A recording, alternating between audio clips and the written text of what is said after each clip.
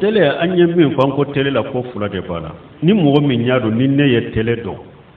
mbe kibariya munun nafa bula parce que ne be min fo tele ko la yere fulo mufti wo ye min jabela don kibo ye min jabela silama kisi ye munye ikaddu ikaso kallanko nya kabo telema kisi be nindela ikaddu kallanko nya kabo telema ikakisi be nindela foite ndo na mafenta madu ko de nyoko te wala o ko fere sa don ke ba ko ko tele yere ye minawu ni bitiru ni feunde do kuma be mun ka min be boala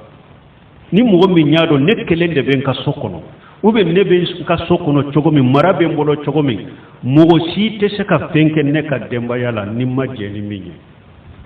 ni mo mi bi ka du kono o chogola e yi ka tele tante foi la jala kibariya ba munumbe jamana kono bo la jedron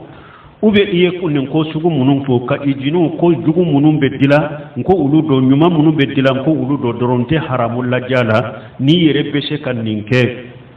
ibe fen daga le mi laje ya laje tilala doro yi ka tele fa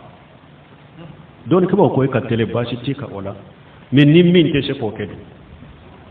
min te se ko kodo ube ebe du kono ko mi nyaako to ko mi an ka du tigi ko ni tanatala daire tala ibe fembe ke ate kuma da yusu ebe du kono chogode la kana tele do de ni ye tele do hari ni e yere kolo sit ko ita haramul lajje ika demba yaw ika dew ika marabago be haramul lajja kunko be eka be kunko sorode mu ka kunko nyugona be da eka don kambe ninde fotele ko la kan kisala kan tanga subhanakallahumma rabbana bihamdika ashhadu an la ilaha illa anta astaghfiruka wa atubu ilayk